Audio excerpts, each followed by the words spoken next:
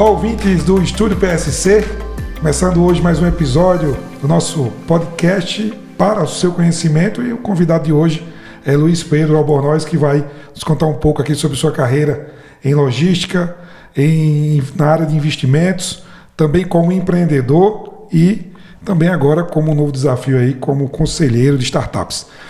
Primeiro, Pedro, obrigado por estar aqui com a gente, obrigado por estar participando aqui do nosso podcast, nesse nosso episódio. Eu queria primeiro que você se apresentasse, falasse um pouco de você, para a gente começar aqui a jornada aqui, onde a gente vai falar um pouco sobre a sua jornada também. Super legal. Primeiro, obrigado, Moreira, pelo convite. É um prazer estar aqui com vocês, conversando esse tempo agora, trocando um pouco de história e da experiência, né? Então, como eu te comentei há pouco, que nós conversávamos aqui, né, no Fora do Ar, de que eu acho que vale muito a pena trocar esse nosso tempo de conversa, falando um pouquinho da minha experiência, né, do que eu vivi nos últimos 30 anos, me animo a dizer. A minha carreira, ela se divide em dois momentos, né, duas atividades mais importantes, que foi um tempo muito legal numa carreira executiva e um tempo também muito legal empreendendo. Eu me arrisco a dizer que eu tenho quase 20 anos de carreira executiva e 30 anos empreendendo. Eu falo 30 anos porque eu tenho quase 45 e nos meus quase 15 anos ali, nos 14, 15 anos, eu comecei uma atividade econômica, que era vender cachorro. Então, os meus pais me deram um casal de Rottweiler, lá nos 94, por aí. Na verdade, a minha mãe me comprou, porque meu pai queria que eu fosse estudar em Porto Alegre. Eu sou de uma cidade do interior do Rio Grande do Sul, 500 quilômetros. Sotaque não passa mais perto do meu, né, eu acho. Os dois sotaques aqui totalmente diferentes aqui. Legal, falando dos extremos quase do Brasil, né?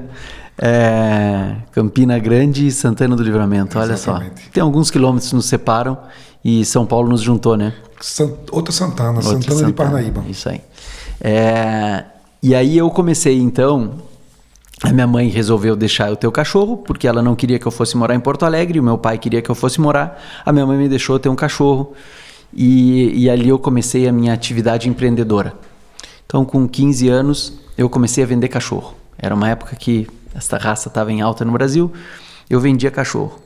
Cada 2 cachorros que eu vendia, eu conseguia comprar 3 vacas. Então eu vendia cachorro, comprava vaca. Meu pai deixava ter na fazenda, meu avô também deixava ter na fazenda. E assim começou a minha carreira de empreendedor. Como é uma cidade de fronteira com o Uruguai, eu vendia muito para o Uruguai e conseguia vender em dólar. Então, valia mais ainda, né? Então colocava anúncio dos meus cachorros no jornal de Montevidéu, vendia cachorro para Montevidéu, vendia cachorro para Rivera, que é a cidade ali do lado da minha, e depois comprava vaca. Resultado depois disso, isso foi o dinheiro que eu comprei o meu primeiro apartamento, ali nos anos 2000, início dos anos 2000, resultado disso, né, de vender cachorro, comprar vaca magra, a vaca ficava gorda, vendia vaca gorda, comprava mais vaca, e assim começou a minha carreira empreendedora. E aí também entrou a minha carreira em investimentos, que ali no início dos anos 2000 eu resolvi vender este apartamento e alugar um outro apartamento igual no mesmo condomínio e aplicar esse dinheiro.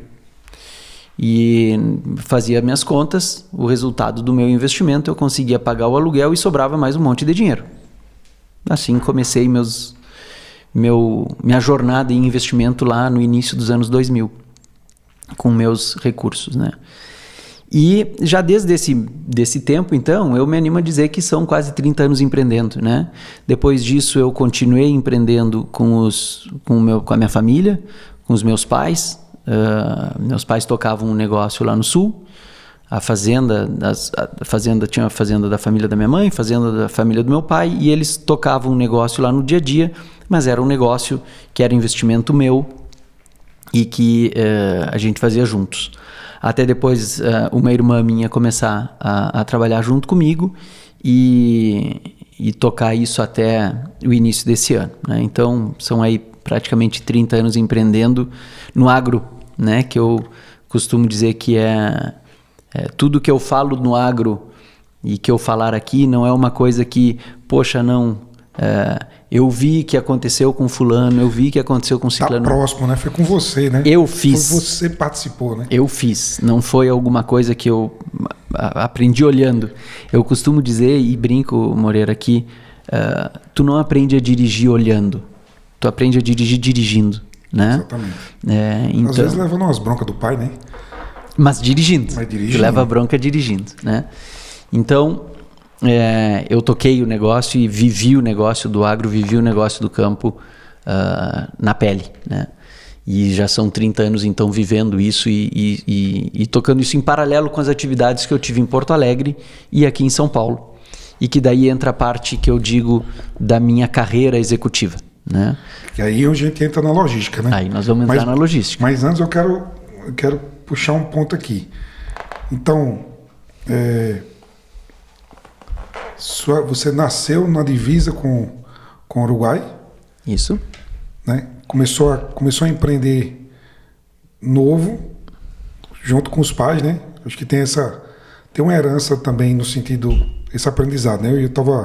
Queria puxar a bola aqui, que outro dia eu falei também, Gabriel estava aqui escutando também, eu acho, e eu estava falando sobre a importância desse empreendedorismo familiar, né? Dessa raiz familiar, que a gente tinha mais, eu acho que possivelmente devia ter mais antigamente, passar o negócio da família, ou ensinar um pouco como é que é tocar um negócio, e que contribuiu para tantos profissionais. Eu acho que eu vou falar com muita gente aqui sobre isso também, porque eu já falei com 2, né, sobre esse tema. E você é o segundo aqui que a gente fala sobre isso também, sobre a importância de aprender a dirigir o carro e dirigir o carro também. Então acho que é um ponto que eu queria levantar aqui, que você teve isso também, eu tive isso um pouco, falei um pouco no outro podcast, e você teve isso também de pegar essas raízes com seus pais e com a família sobre esse ponto. Mas indo agora, depois dessa jornada de empreendedorismo lá, e aí você começou uma jornada de trabalhar como executivo. Como é que você entrou na logística? Como entrou nesse mundo? Como é que foi o primeiro emprego? Como é que você entrou de fato para trabalhar numa empresa depois de empreender, depois dessa jornada aí, depois dos cachorros e das vacas? Ou junto com os cachorros e as vacas, né? Porque essa atividade, ela foi uma atividade que sempre me acompanhou, né? Então, desde lá do meio dos anos 90, final dos anos 90, até este ano, a atividade no agro me acompanhou, sempre, né? Bom, aí, Moreira, eu fiz todo o 2º grau no Rio Grande do Sul, lá na minha cidade. Minha mãe conseguiu me deixar lá. Minha mãe e a minha namorada na época, hoje minha esposa, né, que também morava na mesma cidade. Aí nós começamos a namorar em 94 e fiquei em Livramento então esse tempo até a hora da faculdade. Aí sim, na hora da faculdade não tinha como fugir de Porto Alegre, e que foi uma experiência também maravilhosa, que eu morei desde 97 até 2010 em Porto Alegre. E aí então eu fui para Porto Alegre em 97, e em 98 o meu pai tinha um amigo, um colega de faculdade, que o irmão dele trabalhava numa rede de supermercados do Rio Grande do Sul, que se chamava Companhia Real, e que foi comprada pelo Sonai, uma empresa portuguesa, um grupo português muito forte na Europa. E aqui no Brasil hoje ainda tem, se eu não me engano, uma operação grande em shopping centers, que ele era diretor de logística desta rede, que era uma das maiores redes do Rio Grande do Sul, uma das maiores redes do sul do Brasil. E eu eu costumo dizer que a sorte também é importante. Não é só ela, né? Eu digo que eu estava no lugar certo, na hora certa, fazendo certo. O que fez a minha carreira ser uma carreira que eu considero uma carreira muito bacana. Eu entrei em 98 nesta empresa, como estagiário da operação de um CD. Fiquei uns 2 meses colando etiqueta num porta-pallet. Me deram um pano, estagiário, né? Estagiário naquela época era diferente do estagiário de hoje. Era um pouco mais dura a vida de estagiário. E me deram um pano e falaram, olha, tu tem esse CD aqui de 40 mil metros, tu vai limpar os racks, colar o porta-etiqueta e colocar uma etiqueta. Trabalho de estagiário, né? Fiquei durante uns quase 2 meses fazendo isso com outros estagiários que estavam comigo.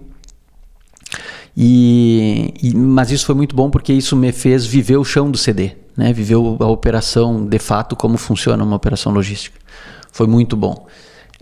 Mas depois de alguns meses ali na operação logística, me convidaram para ir para a área de abastecimento, a área de supply. Comecei a comprar produtos de bazar, depois assumi categorias de limpeza, depois perfumaria, e então depois de 9 meses na empresa eu fui efetivado. Assumi primeiro cargo ali de efetivo que tinha, fiquei mais ou menos 1 ano, me convidaram para assumir uma categoria mais crítica, que era perfumaria, fiquei mais 1 ano e aí me convidaram com 20 anos para assumir uma equipe, para assumir uma gerência. Eu tenho muito orgulho de que nessa minha carreira, dentro do Sonai e dentro do Walmart, eu me orgulho em dizer que todos, exceto o último, todos os meus líderes me deram pelo menos uma promoção.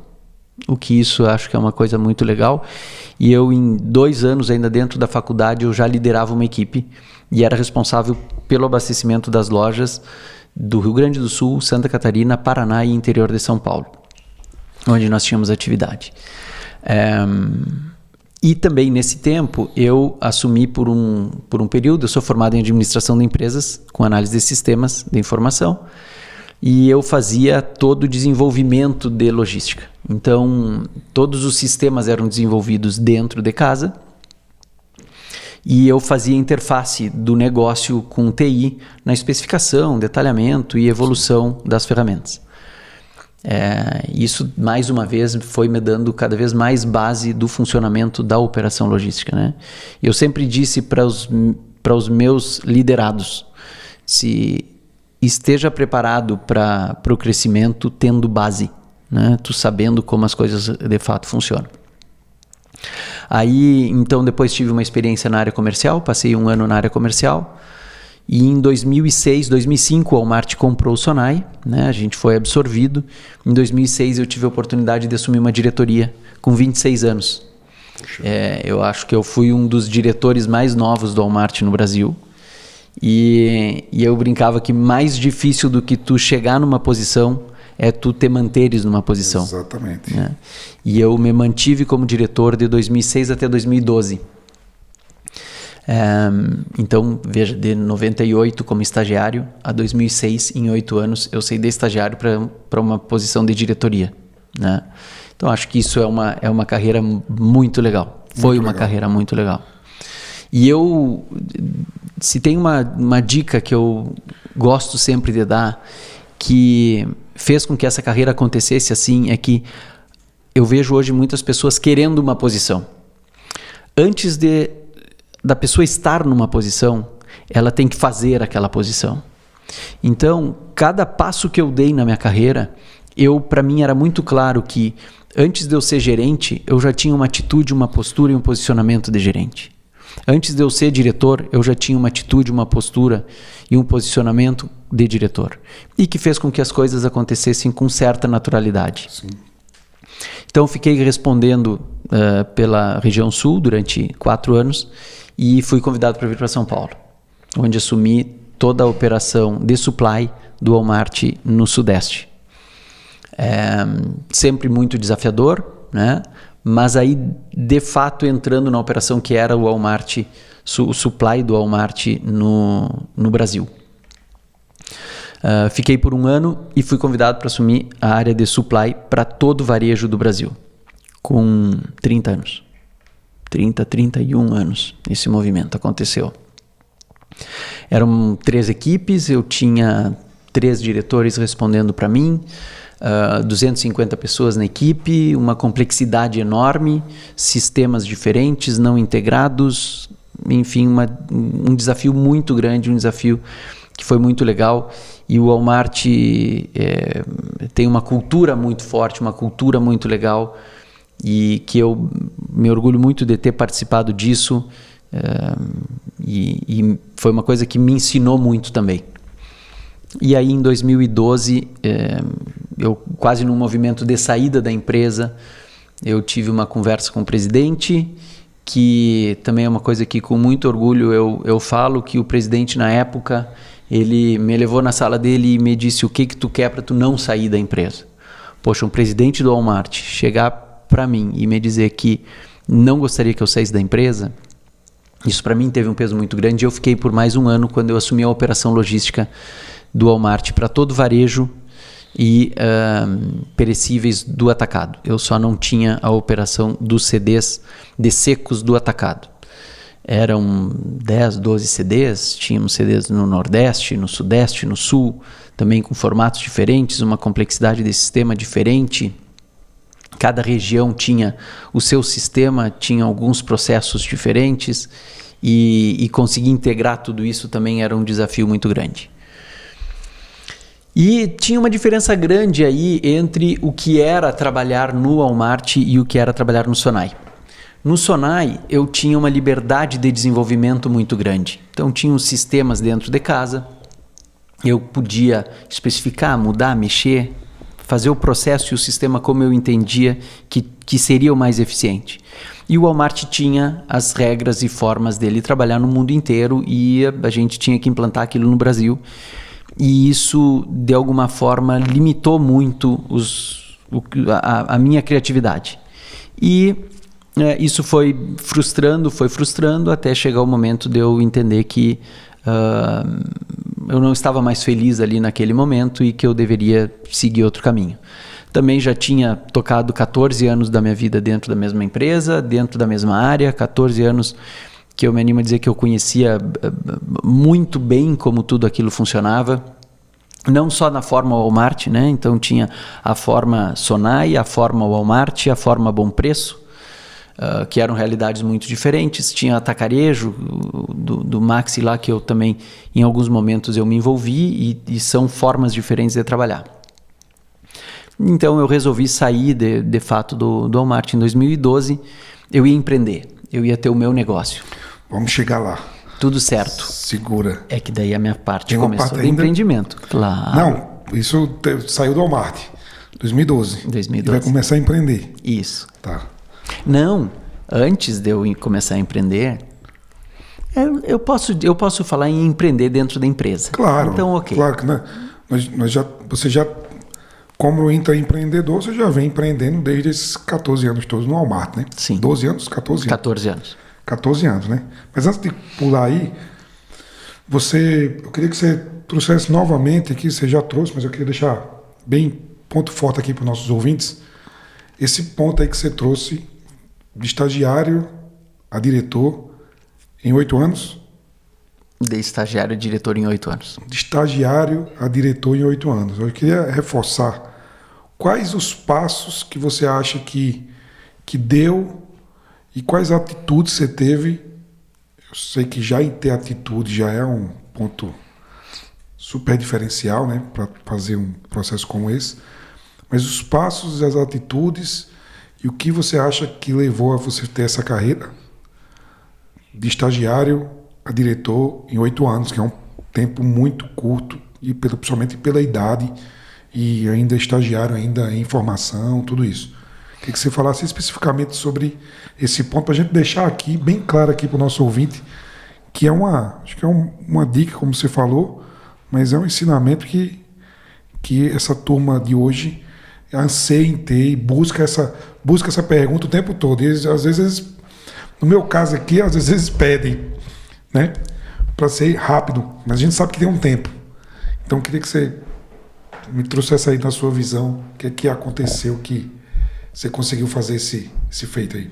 Tem seu tempo, né, Moreira? Mas, cara, eu trabalhei muito. Não foi pouco. Eu trabalhei muito. Eu entrei na empresa no meu 2º ano de faculdade.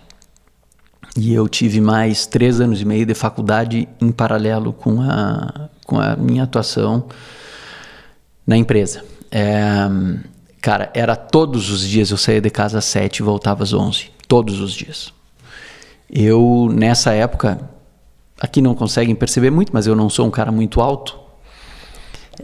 Eu pesava 50 quilos e eu não conseguia engordar. Não conseguia, porque eu não conseguia comer. Depois que eu me formei, que eu me dei conta que realmente era isso, que eu engordei 15 quilos, que é o peso que eu tenho hoje, no meu entre o primeiro e segundo ano pós-formado. Cara, e eu trabalhava muito, Moreira. A aula começava às 7h30, eu nunca conseguia chegar às 7h30, chegava às 8, 8h30. E, cara, tinha uma regra na faculdade, né, que tu poderia ter 25% de falta. Então, como eu era responsável por Paraná, Santa Catarina e interior de São Paulo, pelas lojas, pelo abastecimento dessas lojas, eu pensei, eu tenho 4 meses de aula, se eu faltar 25%, eu posso faltar um mês. Então, se eu faltar uma semana por mês, eu não rodo. E, cara, e estudava também. Eu me orgulho em dizer que no meu curso entraram 66 alunos. Dos 66 que entraram, só 13 se formaram no período do curso. E eu me formei, acho que com a 5ª ou 6ª melhor média da turma. Eu tinha um grupo de estudo que era muito bom, que eram 3 colegas que a gente fazia grupos, trabalhos sempre juntos, e elas me ajudaram muito nesse processo. Mas eu estudava e trabalhava muito. E isso é uma das coisas que, cara, para mim, sem dúvida nenhuma, foi muito importante para isso ter acontecido. E se tem uma segunda coisa que eu coloco como fator super importante para isso ter acontecido, é que eu sempre tive dor de dono. Eu sempre me senti dono. Eu sempre atuei como dono. Eu sempre me incomodei como dono.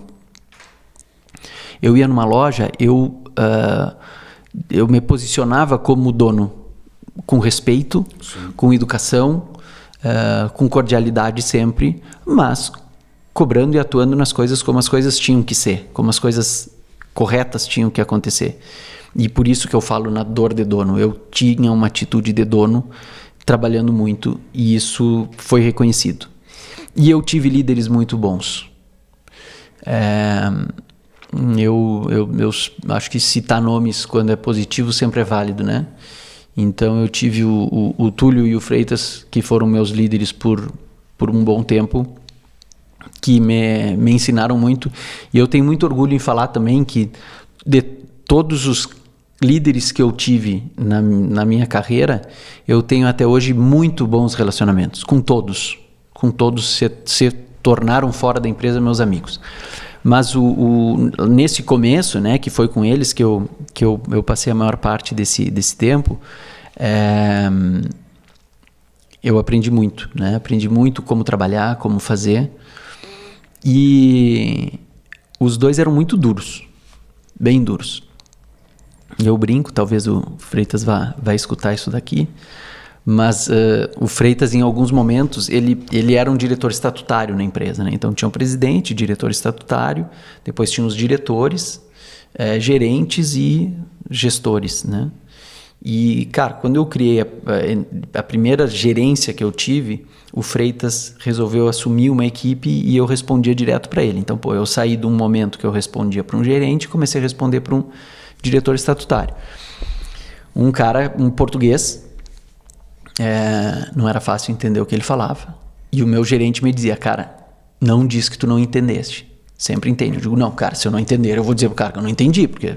Então eu sempre fui muito transparente, muito sincero também na forma como as coisas aconteceram. E, cara, a primeira vez eu cheguei na sala dele e ele me entregou uns papéis e disse, faça uma apresentação disso. E eu disse, sim, senhor. Mais alguma coisa? Ele disse, não. Me entrega essa apresentação tal dia. Sim, senhor. Estou saindo da sala dele e disse, Luiz Pedro, quero que tu saibas que o meu objetivo é que tu me odeies. Digo, bom, sério. Saí dali meio assustado com aquilo, né? Digo, onde é que eu me meti? Começou que no dia que ele me convidou para assumir a área, eu liguei para ele e disse, seu Freitas, Mauro me falou que o senhor quer montar uma área e que talvez eu possa participar disso, eu queria entender o que é. Se não interessa, só aceites. Tá bom, pedindo com esse carinho todo, eu aceitei. Tramontina. E aceitei, e esse homem me fez chorar algumas vezes. Mas, cara, eu sou grato até hoje a ele. Porque isso me criou uma casca e me criou um entendimento de que a vida é dura, de que as coisas não são fáceis, de que tu tens que lutar por elas. E foi uma experiência muito boa. E que eu vejo que muitas vezes isso hoje falta um pouco, né? Um determinado momento aconteceu uma coisa na empresa, não me lembro o que foi, e ele me chamou e me disse: Pedro, tu não é melhor do que ninguém. E isso muitas vezes eu digo para os meus filhos, e acho que muitas vezes as pessoas não escutam isso. Ninguém é melhor do que ninguém. Sim. Né? As pessoas têm experiências diferentes, têm poder de decisão diferente, mas ninguém é melhor do que ninguém.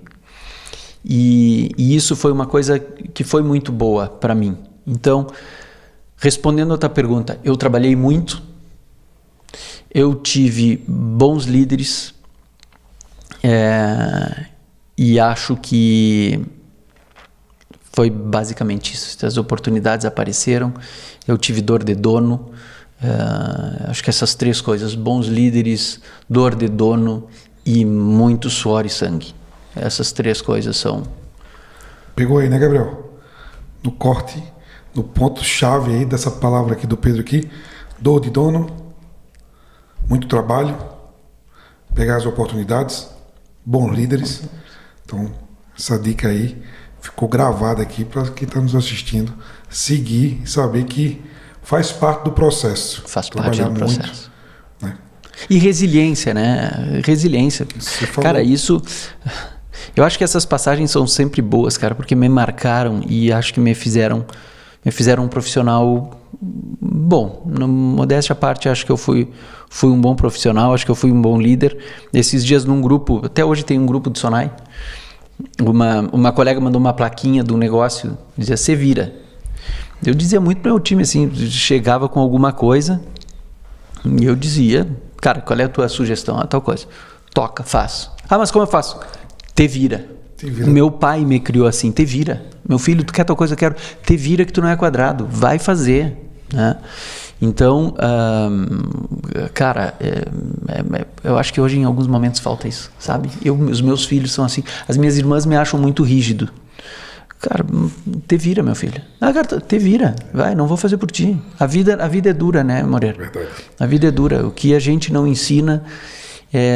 mas eu falava do negócio da minha equipe, então eu acho que eu fui um bom líder, acho que eu aprendi muito com isso e dar liberdade e aguentar isso, né? Eu comentava que uma determinada noite, 7h30, 8 horas da noite, eu trabalhava no CD lá em Porto Alegre, toca meu telefone, eu atendo, era o meu querido chefe português esse, o Freitas. Atendo o telefone, cara, esse cara me falou tanta coisa, mas me falou tanta coisa. Eu desliguei o telefone, escorreu uma lágrima. Disse: mas o que esse cara tá pensando, cara? Dos dois, ou eu levanto daqui, vou me embora e tchau, ou eu vou reagir a ele. Cara, eu reagi a ele. Isso que eu falo de resiliência, né? Aguenta, velho, aguenta. A vida é dura. O mais fácil para mim ali era levantar e ir embora. Sim. Não, eu liguei para ele e disse: não, seu Freitas, é assim, assim, assim, assado, eu vou fazer isso, pronto. Né? Então, eu acho que na parte da carreira tem muito disso. Tu não vai encontrar só gente carinhosa pela frente. Tu vai encontrar gente dura, tu vai passar por um momento duro, tu vai passar por um momento difícil, tu vai passar por gente boa, tu vai passar por gente ruim, tu vai passar por gente má. E, cara, faz parte. E se você não encontrar os gestores e líderes que desafiem você, que ele desafie em todos os sentidos, pode ter certeza que você não está no lugar certo, não. Porque eu acho que o líder ele tem que desafiar mesmo o seu liderado, buscar extrair o melhor dele, né? E sendo direto ao ponto, né? Acho que sem muito mimimi. Sem muito né, mimimi. Eu também sigo com com essa linha de pensamento, viu, Pedro? Eu acho que às vezes precisamos ser diretos, claro, sempre com respeito e bem posicionado, mas trazendo para aquele colaborador o caminho certo e o que a gente precisa para que seja feito, né? Que seja executado da melhor forma, da forma correta. E claro que abrindo também para o ponto de vista do colaborador, como foi esse caso, para o liderado, né? Como foi esse caso que você trouxe seu ponto de vista também, entender, escutar, mas ser direto eu acho que é um ponto importante. E eu digo muito para o liderado, se você está numa empresa ou num lugar que você recebe muito, tá certo, tudo bem, e não é contestado, e não recebe um feedback direto e verdadeiro, com muito, a Paraíba chama arrodeios, né? No Nordeste, com muitas voltas, né? Com muita palavra, muitas voltas para possivelmente não magoar ou não, sei lá. Eu acho que desconfie, porque pode ser que você não esteja sendo colocado à prova de verdade como você precisa ser colocado à prova para executar o seu trabalho melhor e para crescer mais rápido. Então acho que nós conversamos e convergimos aí nesse ponto de vista também. Eu também tenho esse mesmo ponto de vista de ser direto e firme e trazer o melhor do colaborador, do liderado para o jogo, né? Então, acho que... e muito importante isso, né, Moreira? Com respeito e com educação, né? Dentro dos limites que isso permite. E assim, cara, eu fico falando assim e fico lembrando de momentos, e a gente continua tendo um grupo do Sonai aqui até hoje. Putz, a equipe do Sonai era uma baita equipe, a gente fez coisas fantásticas lá, a gente montou um negócio que era muito bacana, que funcionava direitinho, que chegou numa maturidade legal, era muito bom. Putz, eu fico lembrando de vários líderes indiretos que eu tive, que me ensinaram, caras duros. Infelizmente vi também alguns que passavam desse limite, né? E uma outra coisa que eu digo, tu sempre aprende com alguém como ser e como não ser, né? É verdade. Então, eu falei aqui do Túlio, do Freitas, e também aprendi muito com o Ferraria, com o Alan, com vários líderes, com o Samarra, com vários líderes que eu tive que foram líderes muito bons e que eu capturei coisas muito boas.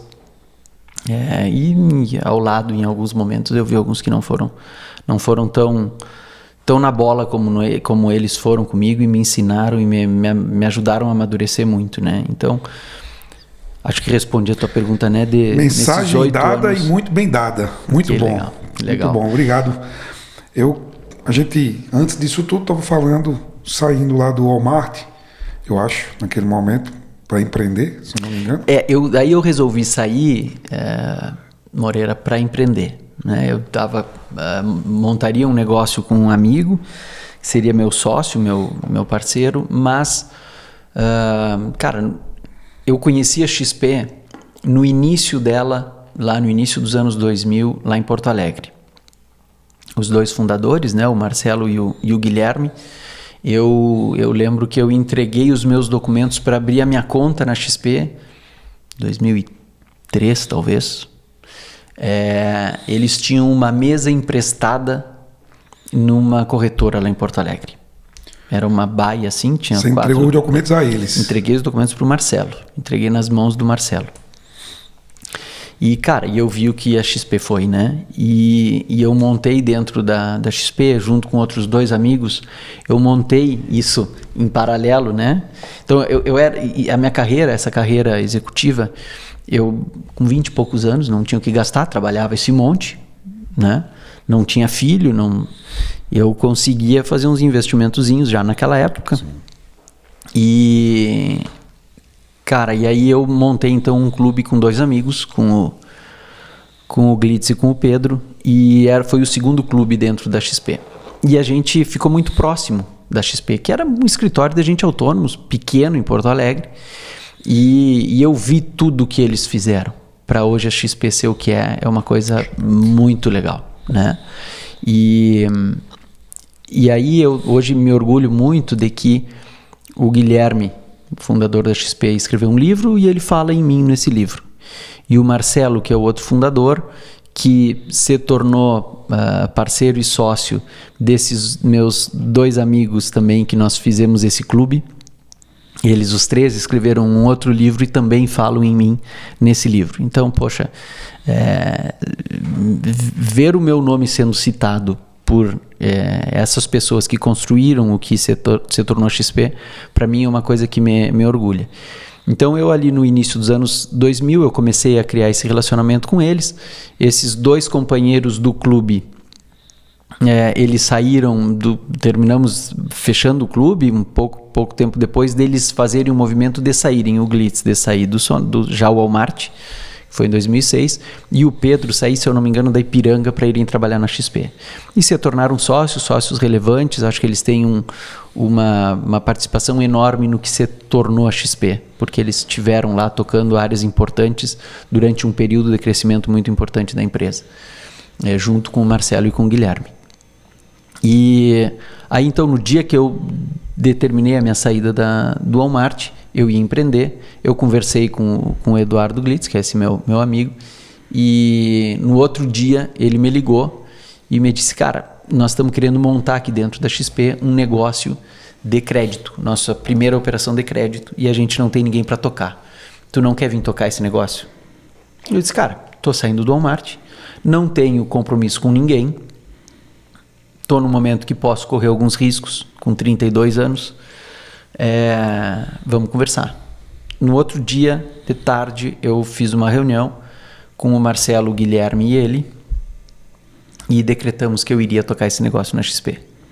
Então, em 2012, eu fiquei mais uns 3 meses dentro do Walmart, saí em outubro e assumi essa equipe para começar do zero. E aí eu digo que é um empreendimento, mesmo sendo dentro da XP. Eu comecei uma operação do zero, junto com o Rodrigo, que foi um outro líder que eu aprendi muito, um cara muito, muito legal do mercado financeiro.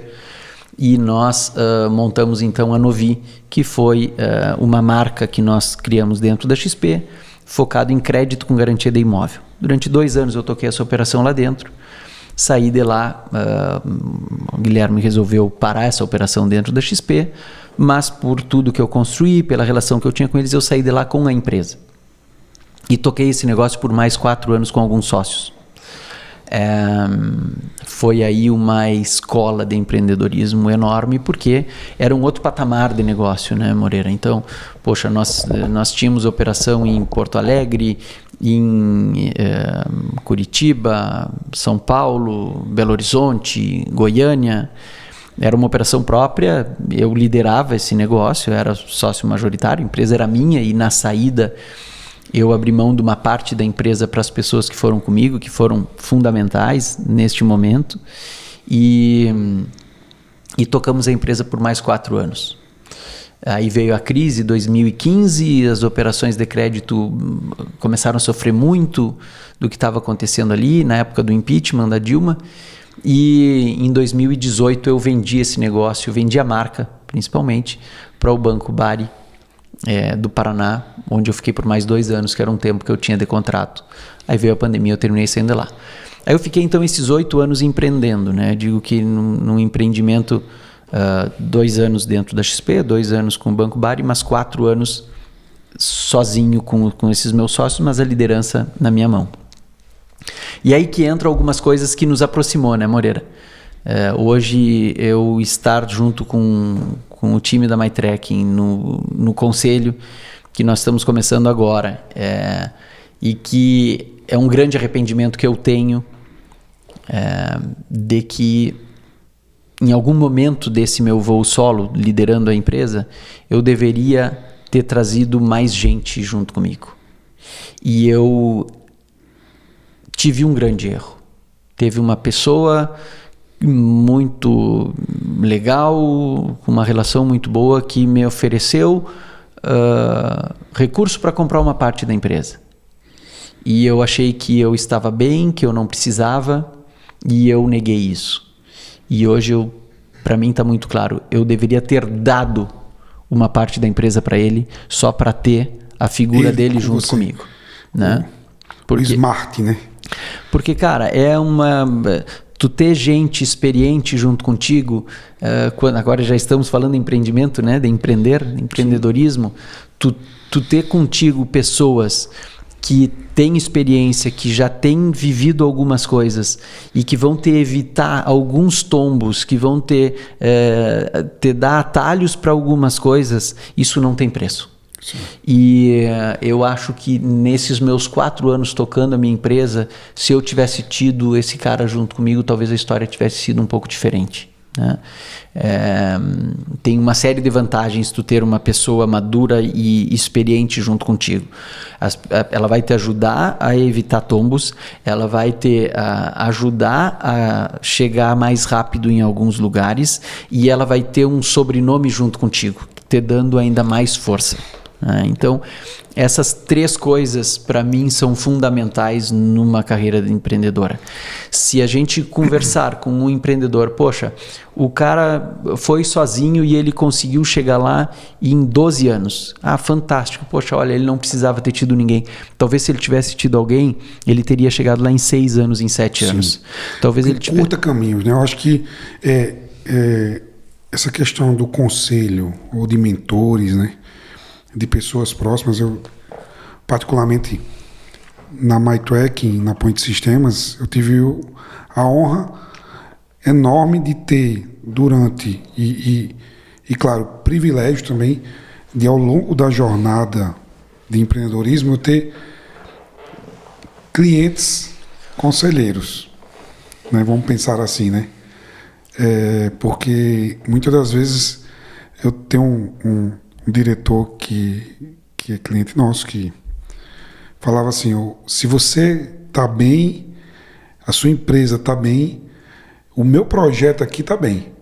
Então, eu vou fazer de tudo para que a sua empresa caminhe bem. Claro, na medida do possível, que está dentro de compliance, tem todas as regras do negócio entre o meu cliente e eu. Mas eu tive vários clientes que eu pude abrir o jogo e perguntar a ele o que é que eles achavam sobre o mercado, sobre para que área seguir. Né? Ontem eu estive conversando aqui com o Leonardo e falando sobre um TMS, que a gente estava falando aqui sobre cálculo de teoria de frete, e lembrando que ele que puxou isso comigo numa conversa como essa, de cliente, de um cliente ajudando. Então, claro, mas de uma forma não tão direta como é o conselho, como é você ter, de fato, um conselho consultivo montado e pronto para ela atender. Hoje, somente depois que nós começamos a conversar e depois de uma mentoria também que eu tive no ano passado, eu comecei a enxergar isso de uma forma bem mais ampla, né? Que é a possibilidade de você ter alguém para conversar, para contar sobre os desafios, né? E colher opiniões e de uma forma muito mais direta, independente e imparcial, né? Você sai um pouco do cliente, o cliente também tem um pouco de parcialidade. Mas eu tive também esse benefício de ter esses clientes acompanhando. E agora, com essa nova jornada de ter você, né, o Robson e o Gasparini participando desse processo com a gente, eu acho que contribui de uma forma gigante. E mais do que você tem essa experiência para contar especificamente sobre esse ponto, né, que você passou por isso, que você poderia ter alguém próximo com você, não só um conselheiro, mas um sócio, ou um sócio investidor, que não só que entraria com dinheiro, mas com smart, com a cara, né? Com a sua identidade, apoiando o negócio. Então, eu acho que isso contribui demais. Você já contou essa história para mim, contando agora para o nosso público, que eu acho que fica ainda mais claro e fica como uma dica também, né? Eu acho que diretamente, né? Que para as empresas e startups principalmente, mas as empresas mais jovens, que ter uma pessoa te acompanhando com mais experiência, às vezes um conselheiro, não só um conselheiro, mas alguém para modelar, ou outra empresa para modelar, mais próximo de você, com certeza vai encurtar o seu caminho. Não é isso? E tu sabe, Moreira, em algum momento eu vi um comentário que eu guardei e guardo muito, né? O poder e a liderança são solitários. Né? A gente, quando tu tá numa posição de liderança, muitas vezes tu te sente só, né? Tu é solitária, a decisão é tua. E eu falei há pouco aqui, né, de resiliência na carreira executiva. É importante a resiliência na carreira executiva e a gente sente, a gente vive. Eu vivi dentro de 14 anos dentro do Sonai e do Walmart. Cara, momentos muito duros, muito difíceis. Eu fiquei 3 anos do Walmart aqui em São Paulo. Né? Eu fui 3 vezes hospitalizado. Depois que eu saí de lá, eu nunca mais precisei ser hospitalizado. Né? Por quê? Por estresse, porque resiliência, né? Resiliência para aguentar e... mas vai empreender. Hoje eu digo, o executivo ele precisa ter resiliência, ele tem que ser resiliente e tal, mas a resiliência do empreendedor ela é maior ainda. Porque, cara, tu levanta um dia e tu leva uma paulada, velho, e tu tem que estar rindo porque tu tem um time lá e que tá te seguindo. E tu leva uma porta na cara, e tu leva um soco na cara, e no outro dia vamos de novo, e vamos rindo. Levanta, e com quem tu divide aquilo, velho? Não tem com quem tu dividir. É tu contigo mesmo. E no outro dia vai de novo. E tu leva outra porta na cara. E vamos embora, e vamos seguir. E o teu dinheiro tá ali, tua vida tá ali, né? Tua família tá ali. Quem emprega, cara, tá colocando seu patrimônio, toda a sua poupança, toda a sua história tá envolvida ali naquele empreendimento. Então, é um negócio solitário e é um negócio duro também. E a resiliência do empreendedor, ela é muito maior do que a resiliência ainda de um executivo, que não é pequena. Sim. Longe de ser pequena, né? Mas do empreendedor, ela é muito forte. E esse negócio do poder ser solitário, da liderança ser solitária, a hora que tu tens uma equipe te apoiando de conselheiros ou de mentores, como foi o termo que tu usaste, cara, isso muda. Isso muda. Essa solidão da liderança, né? Mesmo eu tinha a minha operação com o meu time dentro da minha empresa, que era muito boa, eram parceiros, eram pessoas que estavam comigo, leais e parceiros daquele momento, mas, cara, que eles tinham tido uma experiência e uma vivência até determinado lugar. Só que quando tu está empreendendo, quando tu está liderando um negócio, que tu quer um negócio de alta performance, um negócio de escala, talvez tu precise mais do que isso. Né? Tu precisa ter experiências e vivências de pessoas que viveram essa escala e esse crescimento que tu queres colocar para dentro da tua operação, para dentro do teu negócio. Né? E aí tu trabalhar com mentores ou conselheiros que te proporcionem isso, muda a história do teu negócio. Então hoje, Moreira, sempre que eu converso com algum empreendedor, cara, eu falo muito isso. Tem alguém junto contigo. Putz, tem alguém para tu trocar uma ideia, tem alguém para te ajudar a pensar, tem alguém para te dizer assim, ó, cara, tu já pensou em fazer assim em vez de fazer assado? Que talvez se tu fizer assim, tu não vai bater com a cara na parede e vai dar certo? Putz, lá atrás a gente fez isso e deu errado, a gente fez assim e deu certo, poxa, faz sentido, talvez eu não tinha pensado isso. E eu uso um exemplo, cara, uma coisa que eu carrego comigo. Uma vez eu fiz um treinamento, se eu não me engano foi aqui em São Roque. Logo que o Walmart comprou, eu entrei num grupo de executivos e a gente fez um treinamento. E um dos módulos grandes que teve do treinamento foi gestão à mudança. Aí nós fizemos um exercício, uma brincadeira. Nós tínhamos 3 tronquinhos assim, pequenos, de madeira, e tínhamos 2 tábuas. 3 troncos e 2 tábuas. E nós éramos 6 pessoas em cada grupo. E eu já tinha feito esse exercício num outro treinamento que eu tinha feito lá em Caxias, na época do Sonai. Cara, e aí o negócio era sobre gestão de mudança. Aí, bom, sentamos os 6, nós temos que montar a estratégia como que nós conseguíamos atravessar uma quadra de tênis com 3 tronquinhos e 2 tábuas, sem ninguém pisar no chão. Todos os membros desse time tinham que chegar do outro lado da quadra de tênis sem ninguém pisar no chão, com 2 tábuas e 3 tronquinhos. Aí eu peguei e disse, não, tem que ser assim. Aí o professor disse, tem que ser assim. Eu disse, é o único jeito que tem. Ele parou e me olhou assim e disse, você tem certeza? Ou tu tem certeza? Eu acho que ele era paulista, acho que ele me disse, você tem certeza? Cara, quando eu terminei de falar, eu me dei conta da bobagem que eu tinha falado. E eu disse, não, esquece, eu não tenho certeza. Vamos continuar debatendo e que venham as ideias e ter a cabeça aberta, né? Ter a cabeça aberta para tu escutar, para tu saber que tem gente que pode ter ideia melhor do que tu, que tem gente que executa melhor do que tu e dá autonomia para as pessoas, porque tem gente melhor do que tu nisso, naquilo ou naquele outro. O papel do líder, tanto na empresa quanto no empreendedorismo, ele muitas vezes ele vai passar por simplesmente dar ok. Vai, arrisca, faz. Não vai vir de ti a solução, não está necessariamente contigo a solução do problema.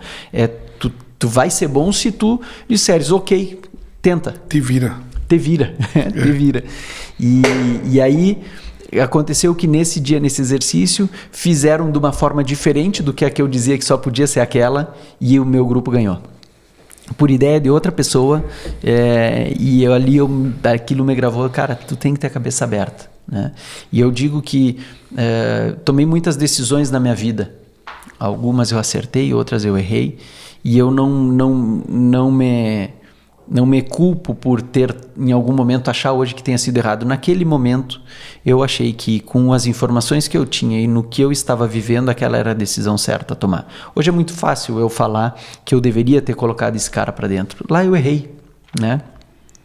Mas hoje eu falo para todo mundo que está empreendendo: tenha pessoas que possam te ajudar, que possam te aconselhar, que possam te mostrar caminhos diferentes e que possam te mostrar alternativas que sejam mais eficientes, que vão evitar que tu tenha um problema ou que vão te fazer chegar onde tu quer chegar mais rápido, né? Isso para mim é uma mensagem que a minha parte de empreendedorismo eu carrego muito forte, né? E hoje eu estando tanto como conselheiro da Mytrack, como assessor de investimento, eu tenho buscado aprender e escutar e fazer diferente, tentar achar formas de fazer melhor e de fazer diferente, tá? Isso foi uma parte de 8 anos da minha vida de empreendedorismo, que foi super intenso no mercado financeiro, que foi coisa muito legal. No meio da minha... Vou dar uma passada ainda da minha carreira, Moreira. No meio da minha participação dentro do Banco Bari, nesses 2 anos que eu fiquei lá, eu recebi um convite de um amigo, de um ex-colega que trabalhou comigo no Sonai e no Walmart, que era na época o CEO da Cassol Materiais de Construção, uma rede grande em Santa Catarina, uma empresa familiar, que me convidou para tocar a operação logística lá. Naquele momento eu não podia, eu tinha um contrato com o Banco Bari, eu queria terminar aquele contrato, como terminei. Logo depois que terminou o contrato, eu conversei com ele e fui para essa posição de diretor de logística e supply da Cassol Materiais de Construção. Uma operação super complexa, 3 CDs. Eu nunca trabalhei com cristal, mas eu trabalhei na Cassol com cerâmica, com piso. Eu acho que é mais difícil trabalhar com piso do que com cristal, porque a empilhadeira passa num buraco, ela sacode e quebra uma pedra dentro de uma caixa, e depois tu tens um transtorno enorme para resolver aquela pedra quebrada na casa de um cliente, porque tu tens o lote que o tom que tem aquela pedra só tem naquele lote, e aí tu tem um outro problema, enfim. Uma operação complexa, 3 CDs, muita entrega a domicílio, muitos freteiros, uma complexidade grande na operação, mas uma experiência muito boa. Eu nunca me senti tão acolhido e tão bem tratado como eu fui na Cassol. O pessoal da Cassol foi comigo, foi fantástico, desde o conselho do Rodrigo, do Rafael, que era o CEO, com todo mundo. Cara, foi uma experiência maravilhosa, muito boa. Talvez um dos maiores arrependimentos que eu carregue foi ter saído de lá, né? Até mesmo pela vida em Floripa, que também tem seu super valor, né? Mas eu recebi uma proposta para voltar para Alphaville, para voltar para São Paulo e assumir a diretoria de logística, supply e prevenção de perdas de uma rede do interior de São Paulo, uma rede de produtos de variedade, assim, né? Que foi as lojas 1 a 99, uma investida de um fundo, numa proposta com equity, uma proposta que foi muito legal e eu entendia que era um movimento importante de eu fazer, né? Junto com a minha família concordou, minha esposa dentista aqui em São Paulo, manteve o consultório aqui e nós resolvemos voltar para São Paulo depois de um curto período tão bom que eu vivi. Quanto tempo? 6 meses. Fiquei 6 meses mais ou menos na Cassol. Mas foi um período muito intenso. De novo, trabalhei com pessoas fantásticas e, cara, tenho muita gratidão pelo que aconteceu na Cassol. E aí eu vim então para 1 a 99. Era uma operação logística, um CD só. Eu pensei, vai ser muito mais fácil. Meu amigo, ali eu vivi o caos dentro de uma operação logística, né? Muita dificuldade. É uma empresa em crescimento, uma empresa em construção de muita coisa, uma empresa em reestruturação. Fiquei 1 ano e meio, muitas mudanças, terminei saindo de lá e aí fiquei um tempo com a minha família, fiquei um tempo com os meus pais, fiquei um tempo importante do fim da vida do meu pai, que estava doente e pude acompanhá-lo nos últimos meses de vida, o que para mim foi uma coisa muito dura, ao mesmo tempo muito bom de ter vivido com ele, de poder ter estado com ele. Mas que durante esse período, algumas coisas aconteceram relacionadas a investimento e que me despertaram de que, poxa, trabalhar com investimento é um negócio legal, né? Vamos trabalhar com investimento. Uma coisa que eu sempre gostei, uma coisa que eu sempre fiz, comecei lá no início dos anos 2000 com investimentos próprios, com um fundo, com um clube de investimento. Depois continuei com investimento próprio, sempre próximo da XP, tendo estado dentro da XP. Eu digo, sabe de uma coisa, eu vou transformar isso em profissão. Estudei, me preparei, tirei certificação, comecei a atender na metade do ano passado, meados do segundo semestre ali do ano passado, e a atuação na assessoria de investimento despertou em mim um propósito muito forte, uma coisa muito legal, de que eu sinto que hoje a atividade de assessoria de investimento ela é de fato genuinamente um ganha-ganha. Meu dia a dia eu dedico melhorando a rentabilidade das carteiras dos clientes, o que me proporciona também um crescimento e melhoria para mim. Você ganha com o crescimento diretamente do outro, né? Eu ganho com o ganho dele. Né? Se o cara perdeu ou não ganhou, não acontece de perder, né? Exatamente. Se ganhou menos, você ganha menos. Até pode acontecer, dependendo do perfil do cliente, dependendo do grau de risco que ele queira ter. As decisões são sempre dele. O meu papel é simplesmente orientar e mostrar o que existe, como funciona e como não funciona, né?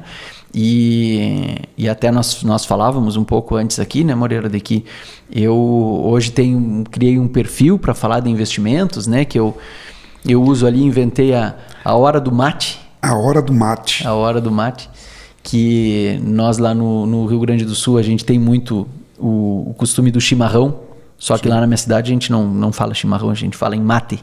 Não é nem mate, é mate. Mate. E tem a hora de tomar mate. Então, eu inventei a hora do mate, aí durante 10 minutos eu falo sobre algum assunto, alguma coisa que eu vivi naquela semana. E tenho construído uma história legal dentro desse perfil e ensinando as pessoas e ajudando e educando e direcionando para que elas estejam trabalhando com seu dinheiro com risco adequado ao que elas estão dispostas a correr, e com a liquidez que elas precisam e transformando isso em mais ganhos, maximizando os ganhos que elas podem ter.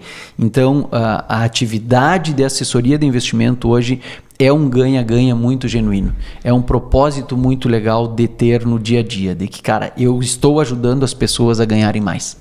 E isso é uma coisa muito legal, muito bom, muito gratificante. Muito bom. Vamos voltar um pouquinho nesse assunto aí, que eu quero falar um pouco, saber como é que tá rolando a hora do mate. Até pra você deixar o convite aí pro pessoal te acompanhar. Mas eu queria tem algumas perguntas aqui que eu deixo, né, na manga para fazer depois, durante eu escutar um pouco mais do convidado. E uma delas é: investimento ajudou mais na logística e supply, ou logística e supply ajudou mais no investimento?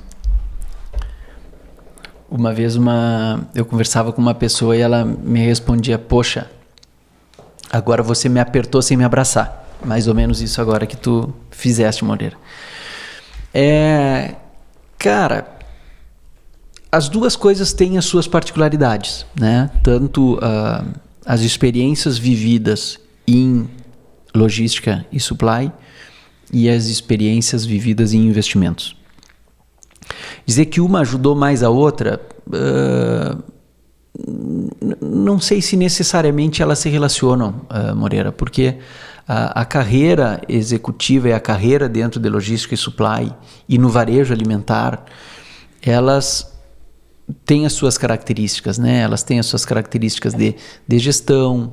Dentro disso que eu falo de gestão, eu vou remeter até um passo bem mais atrás aqui da nossa conversa, de que eu dizia muito para o meu time e, cara, eu tenho muito orgulho de dizer que eu formei muitos gerentes e alguns diretores, né, que continuaram sua carreira e viraram diretores em outros lugares, pessoas que trabalharam comigo e que de alguma forma eu acho que eu contribuí para que elas tivessem esse caminhar, né, esse caminho, esse trajeto de carreira. E então, o que eu falo, eu dizia para eles é que eles sempre tinham que dar um passo. Então, cara, quando tu é analista, tu analisa. Quando tu é gerente, tu gerencia. Quando tu é diretor, tu dirige, né? Então, sair de gestor para gerente, tu tem que dar um passo. Tu não pode, tu começa cada vez mais a ter que ter a habilidade de não fazer, mas de não só saber fazer, de saber fazerem, de te multiplicar nisso. E durante essa carreira que eu tive nesses 14 anos de Sonai Walmart, depois mais 16 anos vivendo logística e supply com muita intensidade, eu diria que a parte de gestão de pessoas foi a coisa mais intensa que eu vivi. O que eu digo é a melhor e a pior coisa, né? Porque muitas vezes tu sentir a gratidão das pessoas que tu lidera e as pessoas que tu trabalha é fantástico. Em outros momentos tu não sente essa gratidão, o que é muito, muito, muito triste, é ruim, né? É chato. Mas acho que eu sinto a gratidão de muita gente. O dia que eu saí do Walmart, no outro dia foi muito difícil, mas o que eu recebi de mensagem das pessoas que de alguma forma me queriam bem e que eu tenho até hoje boas relações, isso para mim tem um valor enorme, muito maior do que tudo que eu vivi, é o sentimento de gratidão de algumas pessoas que eu acho que de alguma forma eu pude ajudar. Então, e na parte do investimento, tu tens também isso, mas tu tens uma outra parte técnica e uma parte de relacionamento com o cliente que é diferente, né? Então, talvez a resposta para isso seja, cara, não necessariamente tem relação de que uma coisa ajude mais a outra. Graças ao que eu conquistei na minha carreira executiva em logística e supply, eu pude ter investimentos e entrar no mundo de investimento. E o executivo de logística é investidor de perfil? Pode ser. Não, ele normalmente é um executivo, é um profissional que também investe, também tem os seus recursos investidos também? Com certeza. Não, mas de padrão que você encontra no mercado, é uma característica? Com certeza. Com certeza é. Aí, Moreira, entra no negócio do investidor. Eu falo muito, né? Até eu falo em vários momentos das minhas horas do mate, do meu perfil, eu falo de que se hoje eu fosse escolher uma profissão, provavelmente eu escolheria, ou estudar alguma coisa, eu escolheria estudar psicologia. Porque a parte da psicologia na liderança de pessoas e a parte da psicologia na relação das pessoas com dinheiro é fantástico. É fantástico. É uma coisa que a mim me fascina, né? eu até comento, né? Eu acredito que o Samarra foi um dos primeiros presidentes CEOs que o Walmart teve no mundo brasileiro. Eu acho que se não foi o primeiro, foi um dos primeiros. E ele é um psicólogo. E cara, para mim a questão da psicologia, ela tem uma relação muito forte em tu ser um bom líder e de tu entender bem o teu cliente na parte do investimento. Então a sensibilidade de um líder e a sensibilidade de um assessor de investimento em interpretar aquele liderado ou aquele investidor é crucial para tu seres um bom líder e tu seres um bom assessor. Tá? Então, por que eu quero te dizer tudo isso? Que eu falo essa história para te responder um pouco disso. Cara, não existe um modelo específico, não tem uma coisa que tu diga assim, o cara de logística é um investidor assim, o cara de mercado financeiro é um assado. Não. Tu tens dentro de cada profissão... Cada um é um indivíduo, independente da sua carreira, independente da sua escola, né, profissional, cada um vai se comportar de uma forma diferente. Né? Você não encontra profissionais de logística investindo em mercados de logística, nem profissionais de economia investindo em outro nicho específico. Não, cada um... Cada indivíduo é um indivíduo. E o que diferencia mais de uma forma, claro, macro, né? Porque eu acho que deve ter diversos fatores, né? O que diferencia a característica de um investidor para o outro, eu sei que tem o que corre mais risco, o que corre menos risco, né? Mas de uma certa forma, de uma forma geral, o que é que se observa principalmente? É basicamente essas duas coisas, Moreira. O apetite a risco de cada pessoa e a necessidade de liquidez que ele entende que ele tem. São essas duas coisas basicamente que definem e direcionam os investimentos de cada indivíduo, de cada pessoa, né? Então, poxa, tem uma interpretação que eu termino fazendo no dia a dia, depois que eu começo a trabalhar com o cliente, isso vai se refinando, porque eu vejo o comportamento dele perante cada situação. Então, no começo de uma relação entre assessor e investidor, eu digo que isso não é uma maratona, isso não é uma corrida de 100 metros, isso é uma maratona, né? Ou seja, não é um negócio curto e rápido de 10 segundos, que o Usain Bolt corre 100 metros em menos de 10 segundos, isto é uma maratona, que são 42 minutos, mais ou menos 2 horas correndo, né? Estou comparando recordes mundiais, né? Então é uma maratona, porque é uma coisa que tu vais construindo. Então sempre que eu começo uma relação com um cliente, ele vem com o perfil que ele entende que tem. E eu vou seguindo muito nessa linha, orientando e dizendo o que existe, as decisões são dele, em cima do que eu vou desenhando de risco, possibilidades e vantagens de cada operação e de cada investimento que ele vier a fazer. Então, aí depois que nós começamos e eu começo a ver o que de fato ele vai decidindo, eu vou conseguindo cada vez mais refinar as minhas orientações e as minhas sugestões para este perfil de risco e necessidade de dinheiro que ele tem. Eu tenho trabalhado muito com o agro, muito com gente do agro, até por toda essa minha história, todo esse meu histórico no meio, né? E, cara, a realidade de cada um dos investidores do agro é diferente, não segue um modelo. Então tem um cara que quer mais investir para deixar para mais longo prazo, tem um outro cara que eu digo que o cara do agro, ele tem vários pratos, né? Então eu tenho conversado com ele tem o prato do arroz, ele tem o prato da carne, ele tem o prato da soja, ele tem o prato de investimentos. E ele tem que fazer esses 4 pratos estarem girando o mais eficiente possível. Então, tem alguns que olham o dinheiro e deixam o dinheiro vivendo a vida deles lá e não conversam. Tem um outro cara que eu vejo que ele, olha, o arroz vai subir, então eu não vou vender o arroz, eu vou pegar um pouco do meu dinheiro, porque eu acho que o arroz vai subir mais do que o dinheiro. Beleza, agora o arroz, a soja vai começar a cair, eu vou vender a soja e vou colocar em dinheiro que eu vou ganhar mais. Então, só que essa não é a realidade de todo cara do agro. Cada um tem o seu perfil, cada um tem as suas características, né? Tem empresário que tem o seu caixa e diz, olha, eu quero esta parte aqui, é uma segurança que eu quero ter, eu não preciso ter liquidez. O cara pega todo o caixa dele e diz, olha, esse meu dinheiro eu não quero, eu quero ter ele disponível assim para pegar a qualquer momento. Cara, então tu consegue colocar o dinheiro e orientar e sugerir conforme cada uma dessas características do indivíduo.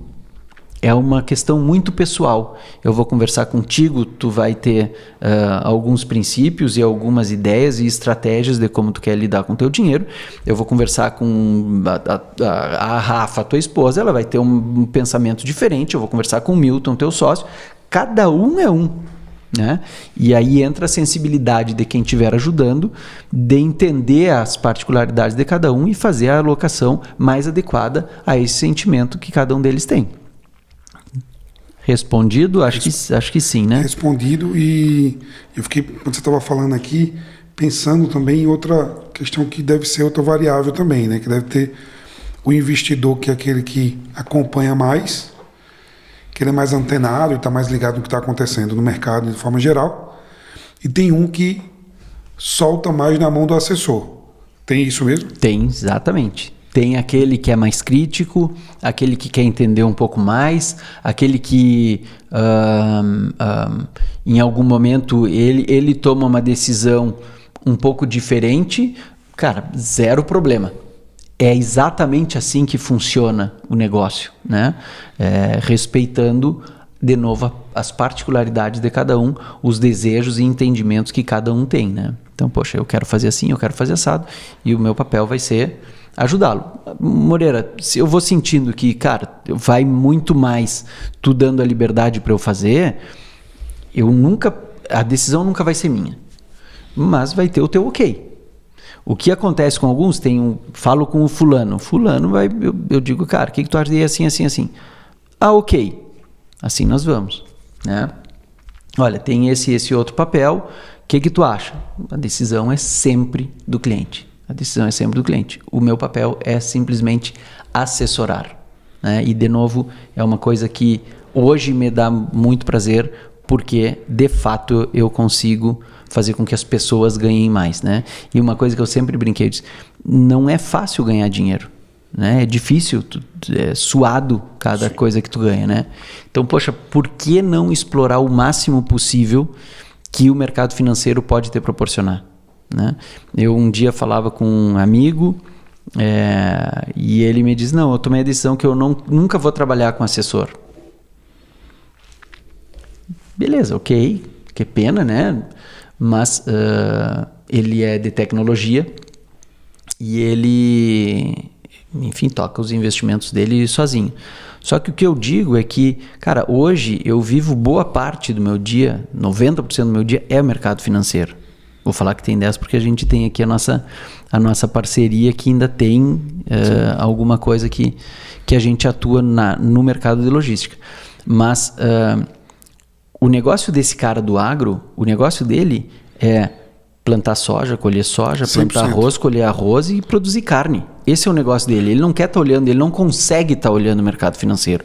Um executivo de TI, o negócio dele é estar gerindo o time dele, estar vendo as novidades, tá? Melhorando ferramenta, não é estar olhando investimento.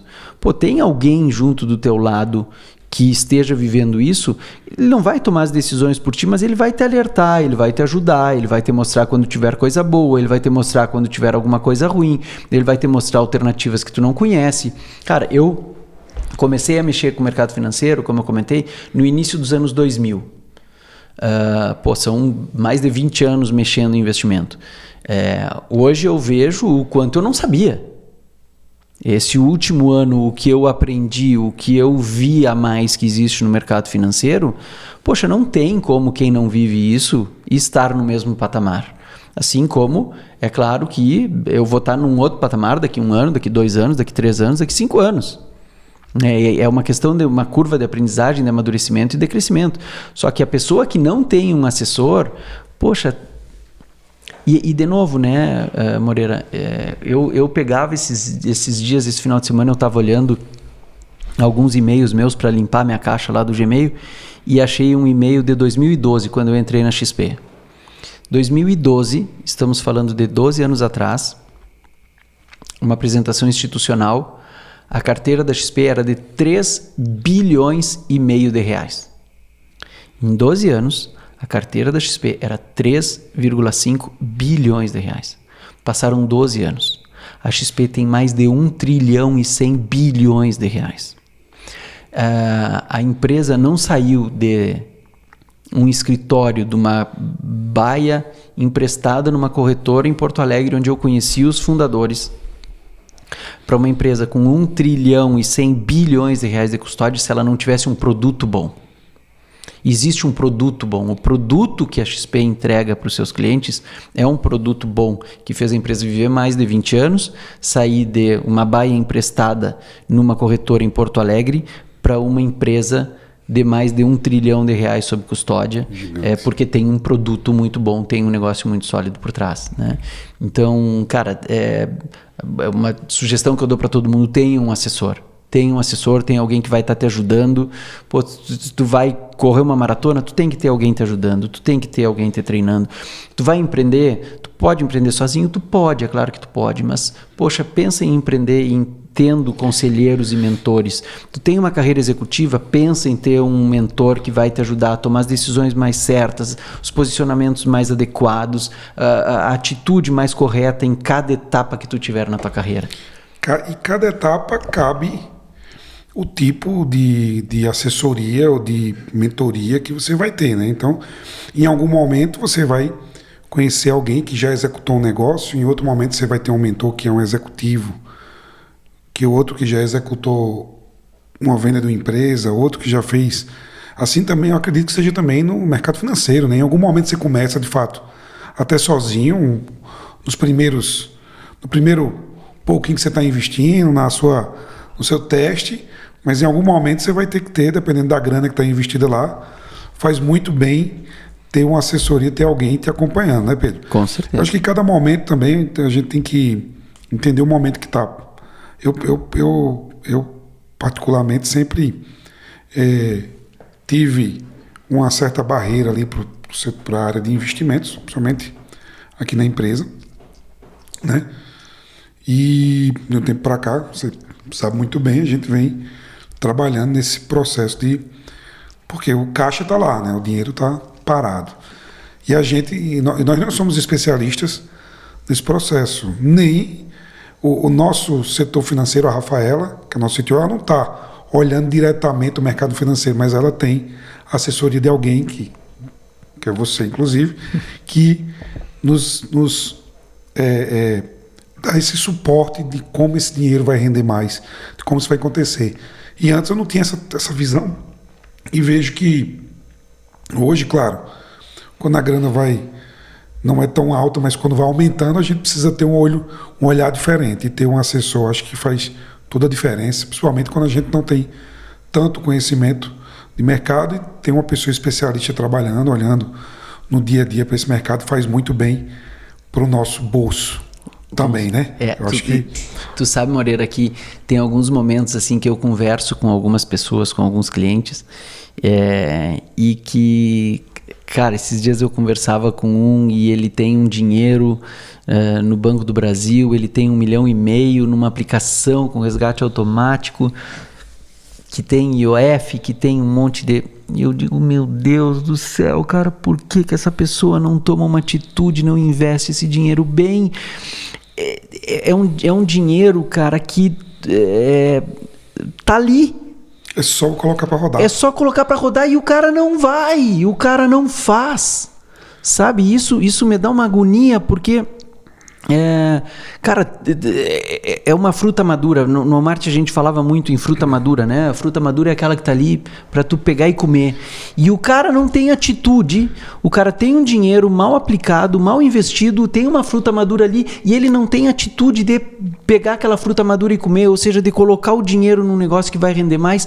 Por que, meu Deus? Isso é uma barreira mental que precisa ser quebrada, né? A gente precisa ir com tempo, com calma. É o que eu tenho dito. Tu sabe que dentro dessa meia hora do mate está acontecendo uma coisa muito legal, Moreira.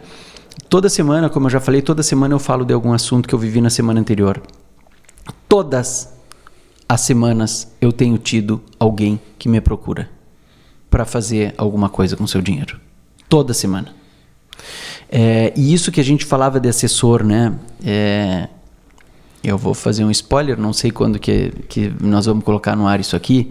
Hoje nós estamos gravando numa quinta, eu tenho a hora do mate sábado. Eu vou falar na próxima hora do mate, vou falar disso. Numa bula de remédio, diz, né? Tu não tome remédio por conta própria, procure sempre um médico, um especialista. Fale com um médico, né? Cara, para investimento é a mesma coisa. É a mesma coisa. Esses dias, de uma hora do mate, uma pessoa me procurou. Não, Luiz Pedro, queria ver porque... Então, nós começamos a mexer com opções. Começamos a fazer curso, mas nós começamos a operar sozinho. Nós tínhamos quase 1 milhão, perdemos 1 milhão e perdemos mais 280 mil que a gente pegou emprestado para operar opções. Mas como? Não pode fazer isso. E tu conhece a minha filha, a Maria Alice. Eu disse para Maria Alice que eu ia fazer essa hora do mate. Minha filha, eu vou fazer uma hora do mate que eu vou pegar uma bula de remédio e vou dizer assim, ó, não tome remédio sem orientação de um especialista. Ela disse, papai, mas problema em investimento também é problema de saúde. Eu digo, minha filha, como tu acha que essas pessoas que perderam 1 milhão e 300 mil, perderam toda a sua poupança e mais um empréstimo que fizeram, como tu acha que está a saúde dessa família? Tu acha que a saúde dessa família não está afetada? Está afetada. Tu acha que eles estão dormindo bem? Não estão dormindo bem. Por quê? Porque fizeram uma coisa sem orientação do especialista, sem orientação médica, né? Então, assim como eu falo que tem oportunidade, tem risco. Então, procura um assessor. Não tem custo direto um assessor. Não tem custo nenhum, tu não paga nada para ter um assessor de investimento. Um assessor de investimento, ele está no dia a dia te proporcionando melhores alternativas, te trazendo melhores soluções que tenham o menor risco ou risco adequado ao que tu queres correr, trazendo a melhor rentabilidade dentro deste risco que tu queres escolher e com a disponibilidade de recursos que tu queres ter. Então, por que não? Faz bem para a saúde do corpo e para a saúde do bolso. E do bolso. Sem dúvida nenhuma faz. Engraçado que você falou esse negócio de olhar para o cliente e dizer assim, por que ele não está fazendo isso? Né? Eu passo por isso aqui também, viu? Com o MyTracking. A gente às vezes pega um projeto e olha, mas por que ele não contratou ainda um software? Claro que é o nosso, que eu quero que ele contrate primeiro. Mas eu fico pensando, por que esse gestor ainda não contratou? A gente está vendo a solução do problema. Usando a nossa solução, a gente enxerga. E não é só de querer vender, é de querer trazer o melhor para o cliente também, o benefício da plataforma, o benefício da utilização. E a gente fica se perguntando às vezes, o que é que essa empresa está fazendo com o dinheiro que não investe nesse produto e a gente sabe que vai ter resultado. A gente às vezes passa por isso também aqui, fazer um parênteses aqui, porque eu acho que deve ter isso em todas as áreas. Você falou, eu fiquei lembrando que às vezes eu passo por isso também, eu tenho esse sentimento na reunião com clientes. Por que ele não fechou ainda? Ele está perdendo dinheiro, o dinheiro está indo pelo ralo. Tanto problema que tem na operação, com a tecnologia implantada de uma forma simples e rápida como a nossa, vai trazer solução para ele logo na hora. A gente também tem esse sentimento, né? E fica, às vezes, angustiado, né? Porque o cliente não fez aquela escolha certa, né? Isso né, Moreira? É a atitude. E eu digo, por trás de todo CNPJ tem um CPF, ou alguns CPFs, né? Então essa decisão que tu tens esse sentimento na negociação, ou na proposta do MyTracking de levar soluções, de levar melhores alternativas, mais eficiência, menor custo para o cara, tem alguém ali que não está tomando a decisão, que não está tendo a atitude de fazer. Quando eu trabalhava nessa operação no meu negócio de crédito, era um crédito com garantia de imóvel, né? Antigamente falava muito na hipoteca, né? Na hipoteca da casa, que nos Estados Unidos e na Europa é muito usado e eles trabalham muito com esse produto. Só que no Brasil existe muito a questão da casa própria, né? A casa própria, de não colocar em risco, apesar de que o risco numa operação de crédito com garantia de imóvel é exatamente o mesmo risco de quando tu compras um imóvel, né? Quando tu compra um imóvel e tu tens um financiamento, o imóvel ainda é do banco, em uso teu, né? Quando tu faz um crédito com garantia de imóvel é a mesma coisa. Só que a grande maioria das pessoas que chegavam para pedir um crédito com garantia de imóvel, eles chegavam tarde. O que eu quero dizer com chegava tarde? A pessoa tem um imóvel de 1 milhão, ela consegue pegar neste imóvel até 500 mil, 600 mil por lei no Brasil. Só que um dos maiores motivos que tem para fazer esse produto é exatamente para quitar dívida. Então o cara tem cheque especial, cartão de crédito, dívida de curto prazo, ele pega uma dívida de longo prazo, de 10 anos até 15 anos, num crédito com garantia de imóvel, que diminui a parcela e como tem uma garantia real, o juro vai lá para baixo, né? Então, enquanto tu tens ali, hoje no cheque especial 8% de juro, tu tens num cartão de crédito 10, 12% de juro ao mês, tu tens um patamar de taxa aí de 12, 14, 15% ao ano num crédito com garantia de imóvel. Então, a pessoa pega esse dinheiro, quita suas dívidas de curto prazo e alto juro e tem a dívida alongada e consegue pagar.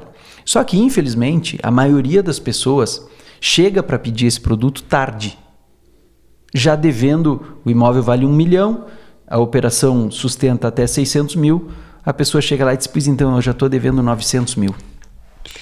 Cara, aí eu me pergunto o seguinte, o cara que hoje deve 900 mil, um dia ele deveu 100, sim. Ele deveu 200, ele deveu 300, ele deveu 400, ele deveu 500. Cara, por que ele não fez alguma coisa antes? Atitude. Dormiu no ponto. Atitude. Aí chega aqui e eu digo, poxa vida, cara, não tenho mais o que fazer. O que tu tem que fazer? Tu tem que vender o teu imóvel, quitar tudo e começa de novo. Muitas vezes nem isso ele faz, né? E aí depois aí o rolo e a bola de neve é muito maior, né? E aí, Moreira, eu até vou trazer isso para uma realidade de saúde, né? Então, poxa, aqui nós estamos falando na atitude do executivo que não contrata um MyTracking, na atitude do investidor que não procura um assessor, de preferência eu, né? Na atitude do endividado que não tomou a decisão a tempo de resolver usando um imóvel como garantia, e eu vou remeter isso ao meu pai. O meu pai, infelizmente, ele teve um câncer, e ele estava tratando lá no Rio Grande do Sul. E um dia eu disse para ele, digo, meu pai, vem fazer o tratamento aqui em São Paulo. Eu moro aqui, vem consultar com um médico aqui. Vamos achar algum médico. Ele disse, isso não vai te custar nada. Tu vem me visitar, vai num médico, vai te custar uma consulta, tem plano de saúde. Cara, faz. Ele disse, não, meu filho, eu vou esperar um pouco. Eu disse para ele, um dia eu disse para ele assim, eu chamava ele de Papo. Eu disse, Papo, a tua doença ela não espera. Se daqui a pouco, quando tu decidir vir fazer um tratamento, tu chegar no médico e o médico te dizer assim, ó, poxa, agora a doença está num estágio que a gente não tem mais o que fazer. Se o senhor tivesse vindo 2 meses antes, a gente conseguiria. Esta conversa foi crucial para ele vir fazer o tratamento. Ele veio fazer o tratamento aqui. Ele foi no médico. Ele fez um exame que ele nunca tinha feito. Ele começou a fazer um tratamento que nunca tinham falado para ele. Ele viveu mais 4 anos. Enquanto ele fez o tratamento, ele não tinha efeito colateral. Ele tinha um dia logo depois que ele ficava um pouco prostrado, mas nada de queda de cabelo, de emagrecimento, de nada. Porque ele teve atitude a tempo. E a doença vinha andando numa velocidade que, se ele tivesse esperado mais 6 meses, provavelmente não teria dado mais tempo. Então, cara, é atitude, né? E essa atitude, Moreira, de tudo que nós estamos conversando aqui já há esse longo tempo, mas tão legal e agradável, essa atitude é uma atitude que serve para tudo. Serve para um tratamento para uma doença, serve para tu contratar um assessor de investimento, serve para tu tomar uma decisão de contratar uma solução mais eficiente para o teu negócio. Atitude. As pessoas precisam ter atitude. Para montar seu conselho. Para montar seu conselho, né? Para fazer o seu investimento, para sair da inércia. Sim. E de começar coisas novas. As pessoas precisam ter atitude e muitas vezes falta. né? Então, o que eu tenho dito, cara, toda semana eu falo de alguma coisa, eu estou construindo uma coisa e eu vejo tanta gente me seguindo nesse perfil e me procurando toda semana. Quantas outras pessoas estão vendo e estão na inércia e não fazem? Vão esperando. Por que espera? Né? Então, poxa, toma uma atitude logo em qualquer uma delas. Inclusive, quem estiver nos ouvindo aqui, que estiver olhando para a operação do MyTracking, contrata de uma vez, não espera, poxa. Já tá deixando o dinheiro na mesa. O dinheiro está na mesa. O dinheiro está na mesa. E a gente sabe, quando a gente bate o olho, a gente sabe que o dinheiro está na mesa, viu? E a gente do nosso lado aqui sabe também. Então o dinheiro está na mesa. Pedro, muito tempo aqui de papo, eu sei que tem papo para mais um tempão ainda, e com certeza a gente vai bater mais um papo aqui ainda, com eu e você, com outras pessoas aqui na mesa também, pra gente falar de outros assuntos. Mas agora eu queria finalizar por esse momento e pedir a você justamente que, com esse papo final que a gente falou aqui de atitude, você convidasse as pessoas aqui a assistir a Hora do Mate, me dissesse aí qual é o dia que sai, o canal, e também deixar essa mensagem final aqui para a gente finalizar esse episódio de hoje.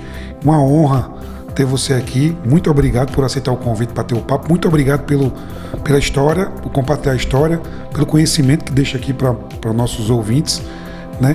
E por essas mensagens aqui de motivação, de atitude, de superação, de carreira, de evolução e tudo que você trouxe para nós aqui. Sou muito grato por isso e obrigado por mais uma vez participar aqui desse nosso episódio aqui do Para o Seu Conhecimento.